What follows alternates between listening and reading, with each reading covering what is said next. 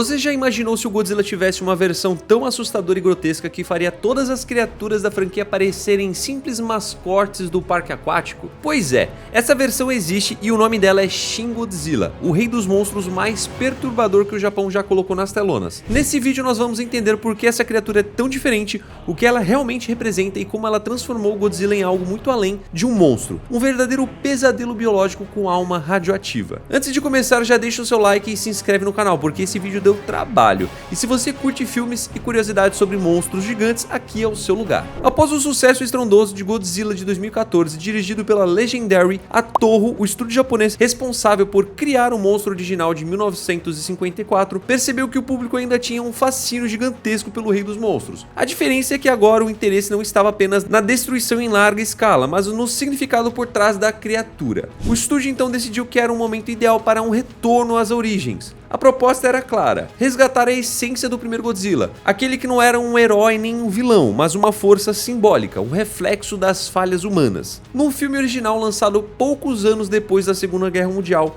o Godzilla representava um medo coletivo do Japão após os bombardeios atômicos de Hiroshima e Nagasaki. Ele era o trauma materializado, um aviso vivo sobre o preço do poder nuclear. Com o passar das décadas, essa mensagem acabou se diluindo. Os filmes de Godzilla se tornaram mais voltados para o entretenimento e a ação, explorando batalhas contra outros monstros, o que claro é incrível de assistir, mas o peso simbólico foi ficando de lado. A mensagem profunda de 1954 deu espaço para o espetáculo visual. Por isso, quando o Godzilla americano de 2014 chegou às telonas e provou que o público ainda se importava com a criatura, a Toho decidiu que era hora de reconstruir o mito do zero. A ideia era fazer um filme que unisse o respeito à tradição japonesa com um olhar crítico e moderno sobre o mundo de hoje, um mundo onde o medo da bomba atômica deu lugar ao medo da contaminação, da irresponsabilidade ambiental e da tecnologia fora de controle. E foi aí que nasceu Shin Godzilla, uma releitura ousada e quase filosófica, um filme que mistura terror,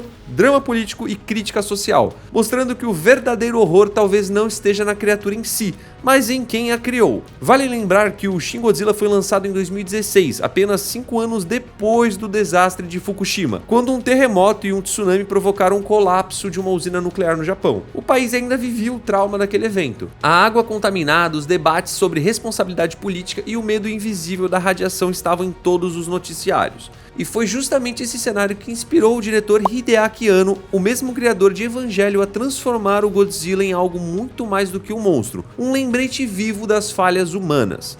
Enquanto o Godzilla de 2014 era quase um guardião da natureza, uma espécie de força de equilíbrio, o Shin Godzilla é o caos absoluto, a consequência inevitável da ignorância humana. Ele não surge para proteger ninguém, ele surge porque o homem destruiu demais as coisas. E essa diferença de abordagem é o que torna o filme tão perturbador, porque no fundo o Shin Godzilla não é apenas um monstro gigante atacando, ele é a natureza retalhando, é o planeta reagindo à contaminação, à arrogância e à lentidão burocrática que impede a humanidade de agir quando o perigo é real. E é por isso que o filme é tão poderoso. Ele não é só sobre destruição, ele é sobre impotência. O mais curioso é que, apesar de toda a tensão e do clima de horror biológico, o Shin Godzilla também é um filme político. Quase metade dele se passa dentro de salas de reunião, com cientistas e ministros discutindo protocolos, tentando decidir quem tem autoridade para apertar o botão vermelho. Parece até uma sátira ao excesso de burocracia, e é justamente isso que o torna genial. Enquanto o monstro avança pelas ruas de Tóquio, os humanos ainda estão decidindo quem deve convocar a próxima reunião de emergência. É o tipo de ironia que parece exagerada, até percebermos que é exatamente assim que o mundo real funciona. Então, se você pensava que o Godzilla era só um lagartão gigante com ataque de fúria,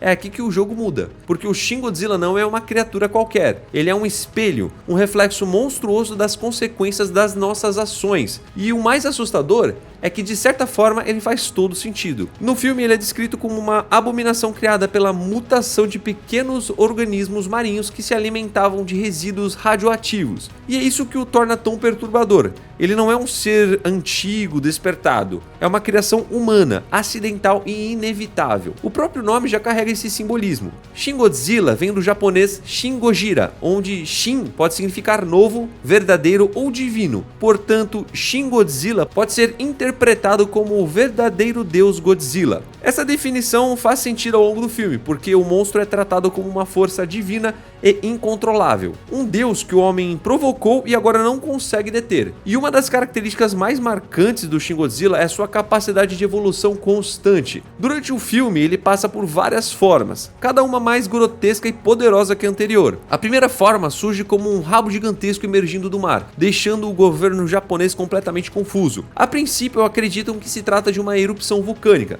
até perceberem que o vulcão está se movendo. Quando a criatura finalmente emerge, a cena é desconcertante. Uma massa avermelhada com olhos saltados e movimentos bem desajeitados, como se fosse um peixe deformado rastejando em terra firme. É bem bizarro, mas ao mesmo tempo impossível de desviar o olhar. Logo, essa primeira forma começa a vazar um líquido vermelho fervente, capaz de correr o asfalto e ferver a água ao redor. E a cada segundo o monstro se transforma, mudando sua estrutura corporal e crescendo rapidamente. É então que o Shin Godzilla atinge uma forma bípede, revelando algo que parece saído de um pesadelo, uma criatura com carne viva exposta, dentes deformados e olhos vazios que passam uma sensação de morte. E como falamos antes, o Shin Godzilla não é apenas um monstro, ele é o reflexo do erro humano. E o pior, ele é praticamente indestrutível. O exército japonês tenta de tudo: metralhadoras, tanques, mísseis, bombardeios, nada é capaz de sequer arranhar o monstro. O único ataque que surte algum efeito vem de um esquadrão americano que lança uma série de bombas aéreas sobre a criatura. E é aí que o Shin Godzilla revela sua arma verdadeira. Após o bombardeio, o corpo do monstro começa a brilhar, suas pálpebras se fecham como se fosse um óculos retrátil,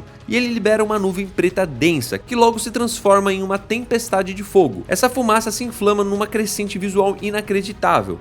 Ele cospe uma rajada de fogo que logo evolui para um raio laser roxo. O resultado é apocalíptico. A cidade inteira é tomada por chamas e feixes de energia. O Shin Godzilla destrói tudo ao redor, cortando aviões e prédios ao meio. O laser não sai só da boca, ele dispara também das costas e da cauda, transformando o monstro numa verdadeira arma biológica ambulante. É o tipo de cena que faz o público entender: esse Godzilla não está aqui para lutar contra os monstros, ele está aqui para limpar o planeta de nós. Mais tarde, os cientistas descobrem algo mais assustador.